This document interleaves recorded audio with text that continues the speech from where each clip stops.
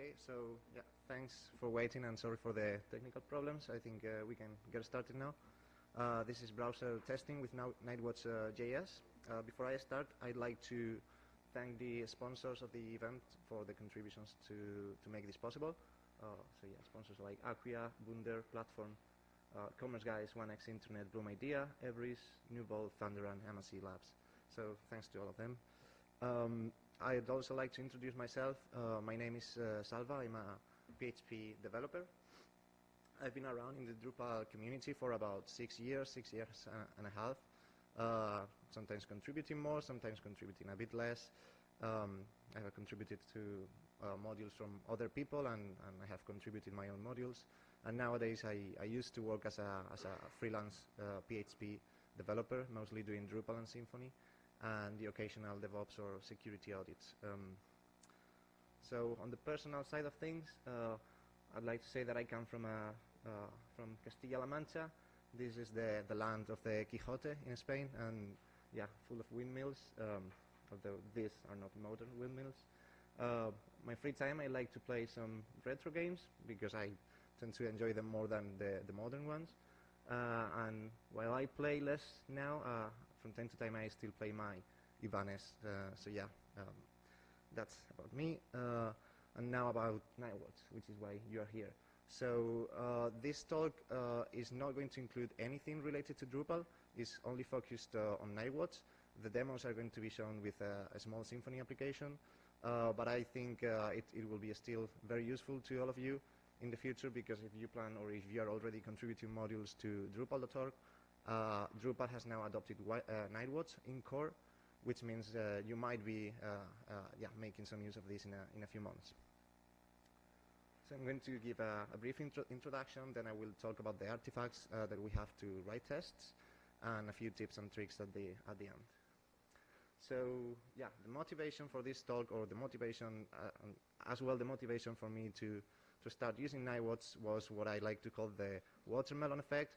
So this is like the usual thing.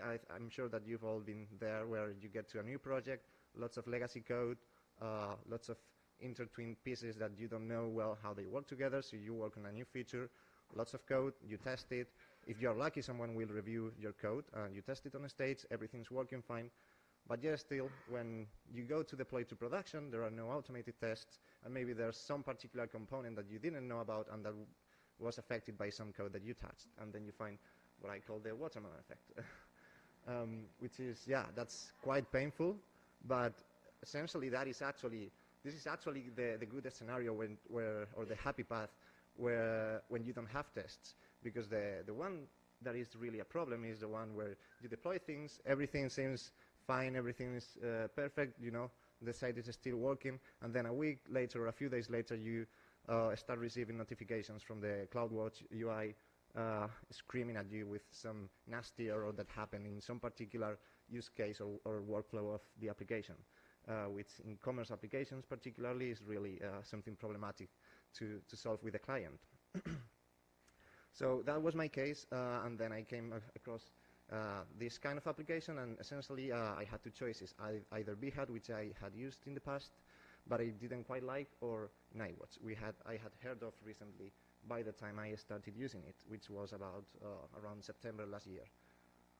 So Nightwatch gives us basically two things. On one side is the testing framework. This is the libraries, the API, and in short, the functions that we can use to write the test plans, or to write the test steps that we will execute on the browsers. And on the other side, it gives us the TestRunner, which is basically what will take these test plans and will send them in the appropriate format to the browsers to basically to execute them. Now, as you can see here, there's something that says WebDriver API. So that is something that started within Selenium several years ago, and it was the way that Selenium used to communicate with browsers. And after a few years after that, the W3C adopted that and made it a standard, which means essentially that browsers can implement that standard, and Nightwatch can communicate with any software or any browser that implements it. In short, this means that we can get rid of Selenium. Now, there's a bit of a catch here because not all the browsers will implement the WebDriver API in the same way, or they are not as not all of them are feature complete yet. So, for example, if we want to use Chrome without Selenium, that's perfectly fine. Chrome is pretty stable, and we are going to be able to run all our tests without using Selenium.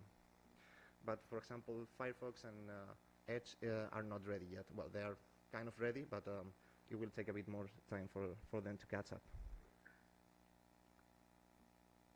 As for the main features of Nightwatch, so as I mentioned, one of them is the TestRunner, which basically, I don't know if it will change in the future, I don't know how it will grow, but at the moment it allows us to do things like parallel testing in a very simple way. The reports are already JUnit compliant, which will make continuous integration really easy because they will be ready to be used in Jenkins or whatever other software that we use for automation. It comes with two engines or two different types of syntax for validations. One is the assert-like and the other is the expect-like, which we will see later, but essentially expect-like is more like BDD, well, more like Behat. It allows us to write tests in a more readable way. And of course, things like test hooks, if you have worked with Behat in the past, it's quite similar, like any testing framework has this. And the other thing that I would like to highlight is that it allows us to write unit tests as well for our JavaScript. So if there's some part of our logic that we are happy to test without actually bootstrapping the browsers, we can do that with Nightwatch as well. Okay, so let's say that after this talk you are so motivated and you decide that you want to use this because you think it is easy and it will give some value to your team. The first stop or the first step after downloading Nightwatch in your machine will be to create the Nightwatch JSON file, which is essentially like the manifest file where we tell Nightwatch where are our artifacts, like custom commands, where are our tests, our custom assertions, any global data that we are using in our project, and so on. So this is the first part, and basically these are all paths. This will be all things that we will put in our repository. The second part, if we are using Selenium, this is not mandatory, will be the Selenium configuration. So, for example, we have things like start process, and this is because by default, if we tell Nightwatch where Selenium is, we don't have to worry about starting Selenium ourselves in the background. Nightwatch will control the process itself. The server path for Nightwatch to work with Selenium, and then a few other parameters, like, for example, the binary for Chrome driver or Gecko driver, depending on the browsers that we are testing with. Finally, the last part of the Nightwatch JSON will be usually the environments part. This is where we define the different environments that we want to test on. So they could be, for example, one for Chrome, another for Firefox, or one for Chrome mobile, where we define some particular options to, for example, ensure that we only load the mobile version of the website. The problem with JSON files is that they are static, and sometimes, depending on our workflow and the tools that we use in the team, we might want some flexibility, and we want to control things on the fly. So for that, Nightwatch allows us to use a nightwatch.conf.js file that we put at the same level in our repository. And this is an actual JavaScript file where we can put any JavaScript that we want. So assuming that, for example, we are setting up our dependencies with Node.js, in this example here, I am using a immediately invoked function expression where I am requiring the Nightwatch JSON file, and I have it here as a settings object. And by doing that, I can actually change any property that I defined in my JSON file. So, for example, I am requiring the Selenium server and Chrome driver because I installed them in my repo as npm dependencies, and I am grabbing their path and replacing the Nightwatch JSON file information or setting it up with the path that comes from Chrome driver. That way, whenever we update our dependencies or when we update Selenium server or Chrome driver, we don't have to worry about changing the exact paths in the JSON file. This will be done automatically for us. Okay, so now about the artifacts, which are the most important bits of the framework. Basically, we can use two of them, and we will be fine. We can write tests just with two of them, which will be commands and asserts or validations. Now, if we are working on a big project and if we plan to work on that for the longer term, we want to use the other two. We want to use page objects and global data. Otherwise, we will not be able to create a clean syntax and a clean test suite that is comfortable to work with, that a new developer can understand quickly and get up to speed. So by combining these four artifacts, we will be writing the tests. And the first one is the commands. If you've worked with any browser testing framework before, this will probably sound familiar. So these are generic actions that we use across the site, and they are things like close a window, get the value of an element, or set the value for that element, select something with a CSS path or an XPath, and so on. There's a huge list. It's well documented in Nightwatch JS documentation. So basically, it's good to have always an overview of what is available to you.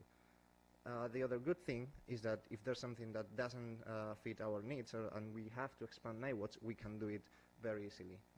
So Nightwatch allows us to create two types of commands, the function style and class style. I'm going to skip the class style ones because they are a bit trickier to set up. They require a few extra steps, and I don't want to overload you with tons of information. I haven't had to use them in several months, so most of the time, at least starting, you will probably be okay with just function style ones. So everything in Nightwatch, everything in Nightwatch is an actual JavaScript file. So for the commands, to define a new command, we will have a JavaScript file under the commands directory, and essentially we will define a JavaScript function. And the way to call that command is to use the same name of the file. And in the file, all we have to do is export command, and then the function that will execute the logic for our command. It's a normal JavaScript function. We can pass parameters to it, and we can use them as we need. This custom command is something as simple as clicking an element and then setting a message telling the output that you have clicked that element, because otherwise by default Nightwatch won't print anything. It will just click it or fail to click it if it's not there. The main thing to know about the commands is that in the this object we have all the Nightwatch API. So this is all the custom commands that are available by default in Nightwatch, all other commands that we have defined, custom assertions, and so on. And usually we will return this as well, so that we can chain we can chain commands when we are writing the tests. Okay, I'm going to show a really quick demo.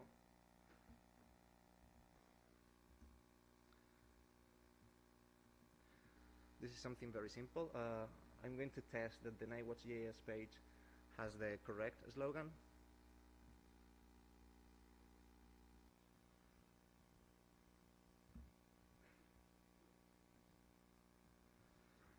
Okay, so the test that I'm going to run is this one. And as you can see, it's under the tests directory. Well, that's a bit small, sorry about that. But it's in the tests directory, and it's this one. And all I'm doing here is defining a JS file and exporting an object. The object will have any tags that I want to assign to the test, so that I can use them later from my command line to just run a given set of tests. If I want to disable temporarily the test, I can do it as well. And this will be the actual test that I'm going to run. It's always a function that receives the browser object or the API object. And through this object, we just call everything. So in this case, I'm just initiating the browser, visiting the Nightwatch JS URL, and then I'm asserting that this element has this text. Then I will wait for 2 seconds and end the browser.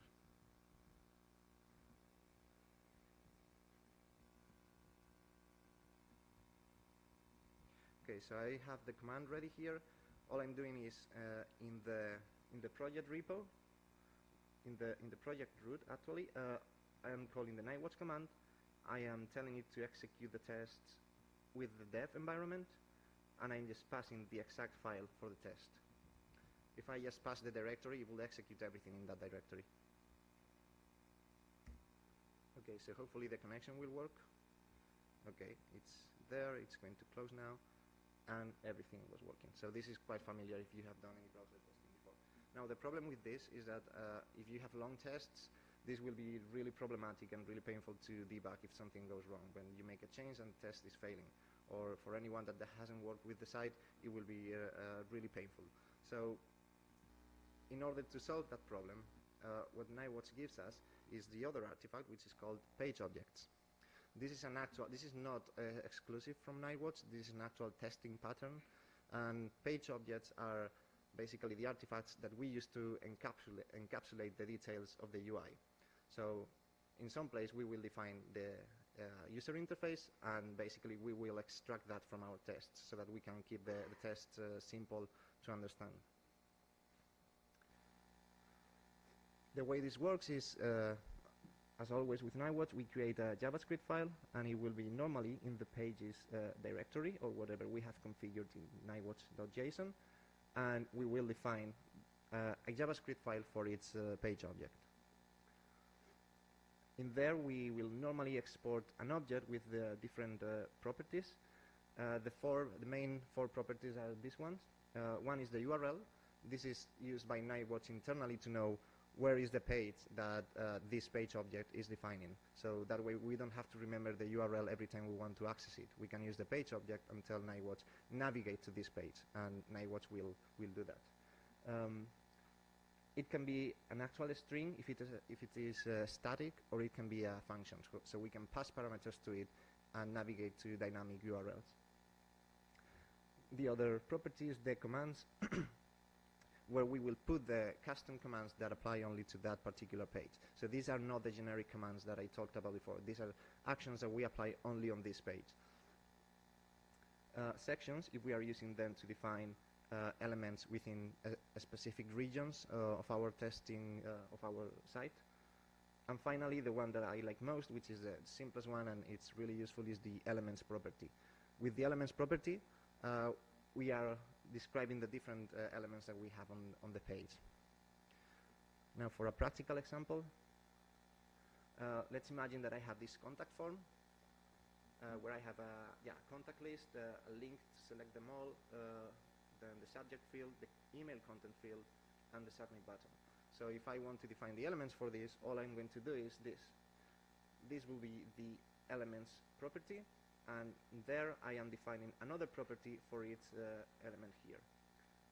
And in there I will use the selector key to put the CSS path or the XPath of the element within the DOM. The good thing about doing this is that Nightwatch will create a in-memory array of aliases that it will keep during the whole test execution, and then we can reuse these aliases from anywhere else, either the page object or our actual tests. Now if I want to define a command for this particular page, something quite common will be something common in this page will be to send a message to some contacts. So let's suppose that I have already selected the contacts, and to define that I will have a variable where I will put an object, and in the object I will define as many functions as I need. One will be the send message function. In there it's accepting a subject and a body that I will put here, and then through the API it will set the value for the subject field or the subject alias, and then the same for the message, and then it finally will click submit. And Nightwatch knows that we are using an alias because I am using the @ symbol. The good thing about doing this is quite obvious, is that we don't have to remember all these selectors or select them every time. We just need to know the alias for them. If our designer or our front-end team changes the markup and our path changes, we don't have to rewrite every test or every place where we are using that element. We just change that in one place. And also we can use the aliases from within the page object, but also from outside the page object, because we will have an actual variable that references the page object. I'm going to show the exact same test that I ran before, but now it's going to use page objects.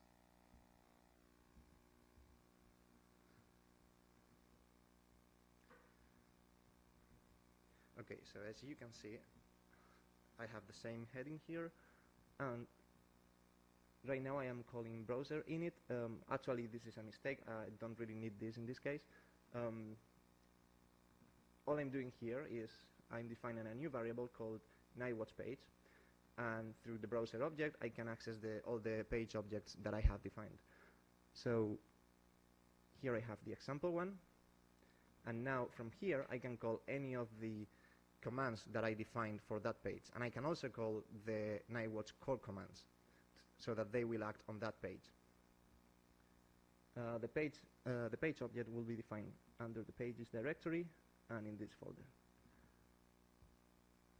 And as mentioned before, here I have a dummy command. In this example, this doesn't do anything. And then the exports call, where I just put the URL with nightwatch.js.org, the commands, and the elements, where I am defining the slogan.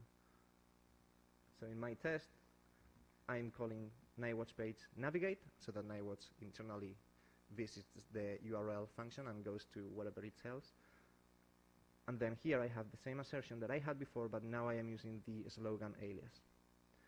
And in the end, at the end of that, I'm also setting a message so that the command line is clear about what I'm testing.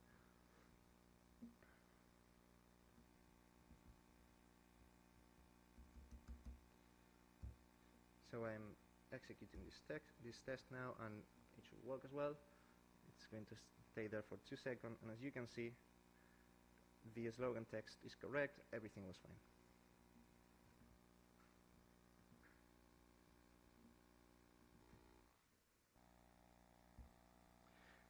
Okay, the next artifact are the assertions or validations. As with the commands, Nightwatch comes with several of them by default, and it has 2 syntaxes. The first one is the assert like, and as usual, we will have our assertions in JavaScript files within the assertions directory, and all we have to do is export the actual assertion, which as usual will be a JavaScript function where we can pass as many arguments as we need. So for example, the selector on which we will, or that we will use to select the DOM element to validate something on. Oh, sorry.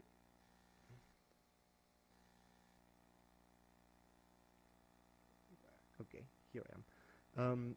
The value that we are comparing against, or that we are expecting rather, and the message that we want to put on the command line.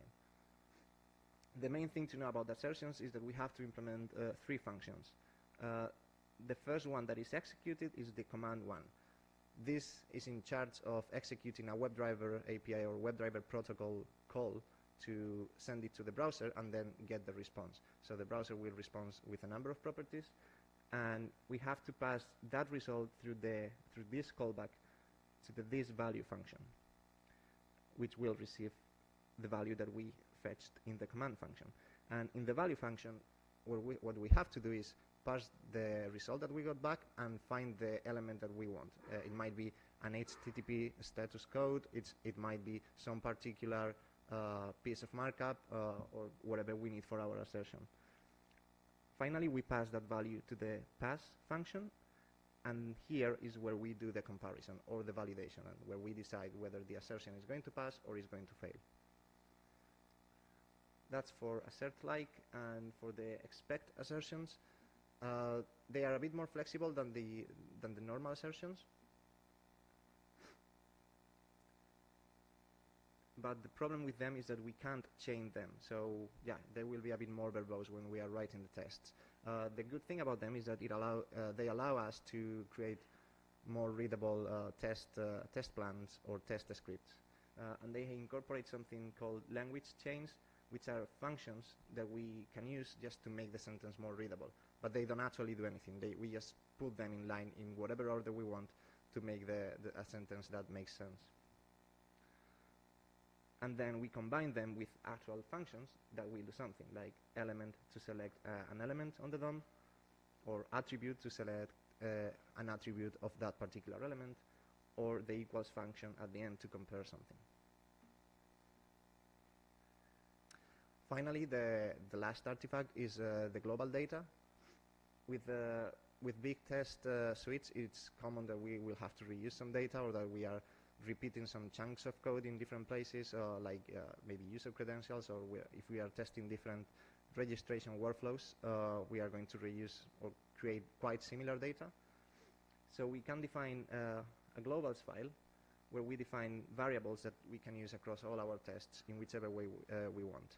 And because this is a JavaScript file, we can use JavaScript functions as well. So for example, if I need to test registration workflows, I could make the email dynamic with date now, just to put an example, so that the next time that I run that locally, if I'm actually writing my tests, it doesn't fail on the registration. We can basically do anything we want here. The way we access or we use this global data in our tests is by calling browser.globals, and then we can have all these objects and whatever we define there. In the globals file, the other thing that we can use or that we can implement are the hooks that I mentioned before. So if we are using a setup where we require Chrome driver with npm or with Node, we can require the Chrome driver package in our globals file, and in the hook that is executed before starting the tests, we can set Chrome driver to listen to the requests. Okay, so this is going to be the final demo.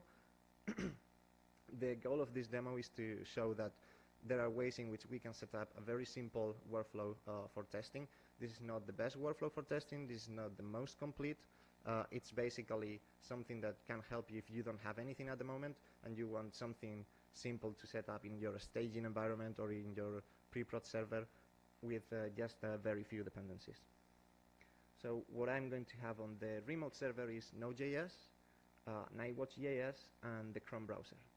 In fact, Nightwatch JS is installed globally on the server, but it could be a local dependency of the project, and it will not make any difference. So let's imagine that I'm working there in my region. I'm supposed to be that big-headed guy. That's my drawing skills. I'm going to finish a piece of work. I'm going to push it to GitLab. Then I have in another server running a Jenkins instance that will deploy the change to the Symfony application. If the deployment goes right, then it will trigger another Jenkins job, which will tell Nightwatch to execute the tests, and then Nightwatch will execute the tests through Chrome and send back the results to Jenkins. In the first scenario, I'm going to run it just to show you that the tests are passing on Jenkins, and then I'm going to break a test, and then the test should be failing, and the Nightwatch sold shouldn't be as happy. Okay, so for the CI environment, the way that I like to do it is that I don't share my Nightwatch JSON file in the repository with the one used for CI. Okay, I have them separate. The key thing to know is, well, of course, I'm setting up some HTTP auth to protect that. I'm setting the start process to false because I am not using Selenium on the server, so don't be confused by this. This is a problem at the moment in Nightwatch because the old versions used to require Selenium, but this is not required anymore. However, the 1.0 version hasn't come out yet, and this syntax oddity is still in there. But the important thing to know here is that I'm just setting the Chrome driver port here, and I'm setting the default path prefix to this because that's what is needed to run it with Chrome driver. Nightwatch 1.0 is about to come out. They will change. This will change, so this oddity will disappear, and it will be reflected in the documentation.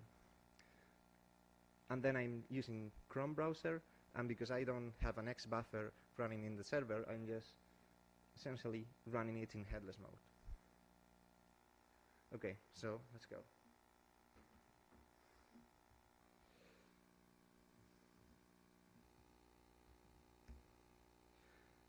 Right, so I'm going to execute the tests. Hopefully they will pass.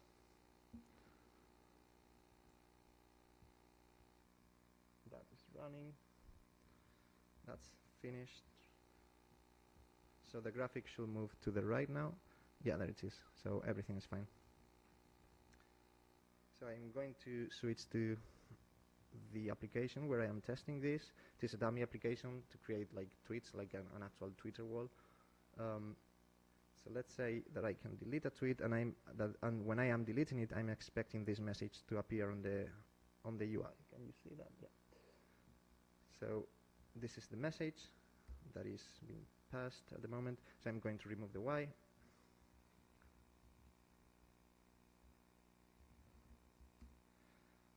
Right, so I'm going to commit this.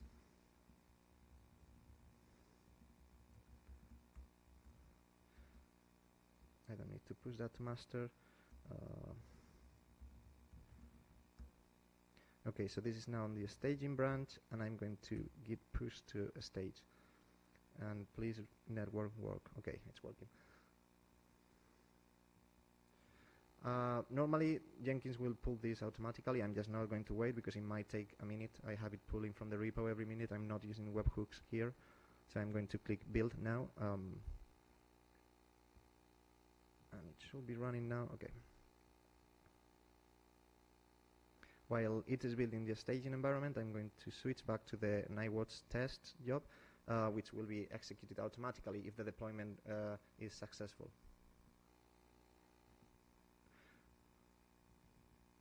I'm also going to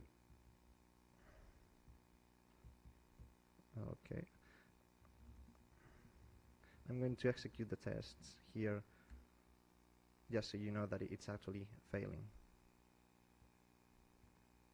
I don't know why it went so quick, but oh yeah, so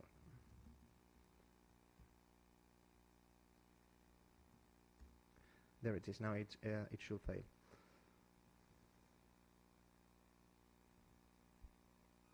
It's running everything in the background, and yeah, as you can see, the test failed locally, so we should expect the same in the remote environment. So I'm going to refresh this to see if it finished. Okay, now it's starting now. So the deployment went fine, and the job is about to start. It's running now. I'm going to show the console output, and this should be failing. Okay, so there you go.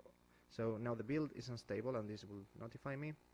And as you can see, the graph is updated with this. So no black magic here. You might have probably seen this already in other setups, but the key takeaway here is that with just a couple dependencies on the server, you can have an actual CI environment. This is still a problem for a lot of agencies, which still do not implement any of this because they think it's too costly and that it takes a lot of time to set up.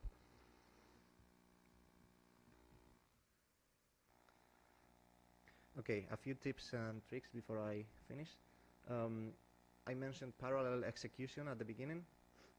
If we want to set this up either locally or in remote servers, all we have to do is include this a small snippet in the Nightwatch JSON file, and just tell Nightwatch that we want to enable test workers and the number of workers that we want to use. Just be careful that you don't burn your server. And if we don't want to execute tests from the same environment at the same time, but we want to execute, for example, Chrome and Firefox at the same time, we can do so from the command line. We just, instead of specifying one environment, we specify two of them, or as many of them as we want. And finally, the other one to keep in mind when you are using Jenkins or any other thing to test things remotely is to make sure that you are setting up the window size. Most of the time, remote servers won't have the display, which means the default display will be really small, like 800 by 600. That means the UI or the browser will be executed with small dimensions, and it will probably show the mobile version of your tests. So if you are testing something on the desktop version, there might be some elements that are hidden, and the test will fail. So this is something that sounds obvious, but at some point it actually made me waste some time. So just something for you to know. I'd like to give some resources. Of course, the first one is the Nightwatch documentation. It's really concise. It's really helpful. There's a lot of knowledge there, and it's well organized. It defines all the artifacts that we have available by default, but also it explains how to extend Nightwatch with the different things that I explained, and in some of them it will go, of course, more in depth. After I gave this same talk in Drupal Camp Spain like a month ago. A few days after, I got some people approaching me asking for the way that I had Nightwatch set up locally, and yeah, if I could give them some advice. So I ended up creating a couple days ago this script. It's a simple installation script that will create in your project the relevant folders and the structure, and it will give you a few setup options so that if you want to use Selenium, it will set things up properly with the nightwatch.conf.js file that I mentioned before. If you just want to use Chrome driver and npm and no Selenium, it will set the different configuration. So if you want to get started quickly, you might want to give that a go. And if you plan to extend Nightwatch a lot, the code is actually the best place to figure out how Nightwatch does things. And if there's something that is missing from the documentation, probably this is the best place to look at. So yeah, just to recap, we can have a simple setup with no manual steps like having to download binaries into a bin folder. We can have that approach if we want, but through npm we can have a simpler one if we prefer as well. Just combining 4 artifacts, we can create a simple and clean test suite that is a pleasure to work with. We can get rid of Selenium if we want, and setting up Nightwatch in remote environments is something really simple nowadays. And yeah, if you need, just know that you can extend it to suit your needs. The final note is that Nightwatch 1.0 is around the corner. This has been around for like 4 years or so, not sure, but approx. So they don't release, they don't take release versions slightly. They care about making sure that this is stable when they release it. So right now is the marked as stable is 0.9.6. 1.0, I hope it will come up in a couple months. There are lots of additions to the API, but if you want to learn Nightwatch now, it's fine. You can do it because the main APIs will not change, and the changes that will affect them will be minimal. It will be mostly new things. And that's me. If you have any questions, I'll be happy to try my best to answer them. If you don't have any at the moment, you can talk to me in the hall later. So yeah, thanks a lot for listening to me. And any questions?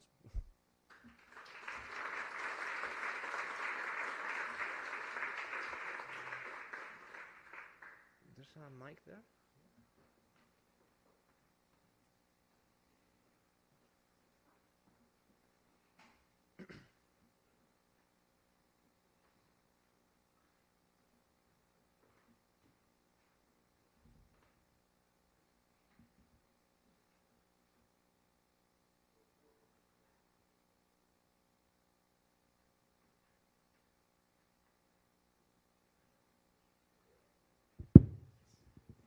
Have you done any visual regression testing with Nightwatch? No, I haven't gotten to that point. I have written some of my tests to take screenshots on different steps. I created a custom command to do that per browser as well, so that depending on the browser I was running, it will store them in a different directory. I might put it in that repo that I mentioned before. You will have to use some other external tool for that, like Wraith.js, I believe. Yeah. You can use it to grab the screenshots, but the actual comparison between the screenshots, Nightwatch, as far as I know, there's nothing for it by default. Okay, thanks. Thank you.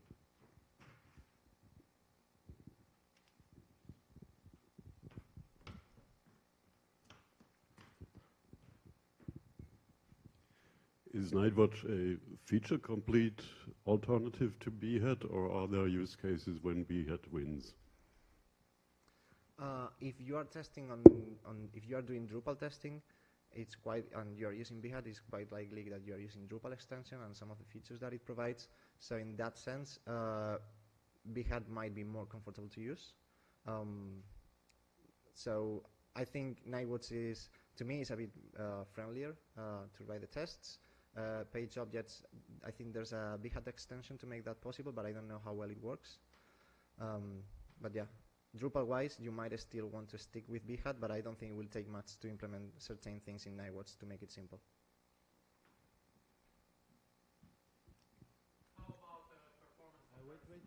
Can you just wait till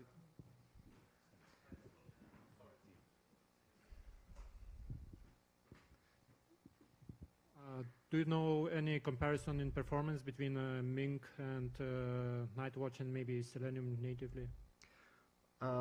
With Mink, I don't know. With Selenium, well, if you are using Selenium in your Nightwatch stack, then that small delay will always be there.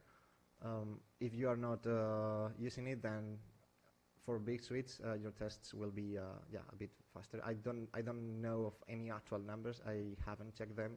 I'm mostly speaking of my experience and basically the feeling when I am running tests locally. I'm sure if there might be. I think there will be. If it's not there already, there has to be something already with actual numbers to be more precise. I just wanted to say that since Nightwatch is in core now, there is work going on to add to extend it with commands specific for Drupal, so that's a lot easier to like do a Drupal login and all that kind of thing. Anyway. Yeah, thank you. Yeah, I think at the moment, the last time I checked, I think it was like 3 days ago, I've only see a handful of commands, like for example installing Drupal. So the usual thing that you will do from a browser test to install Drupal with a few modules, you can do that with Nightwatch commands. I haven't seen anything for login, but I'm sure if there's nothing yet, there will be something quite soon. Yeah, we're gonna move away from what we used to, so we need the commands to. Yeah, thank you.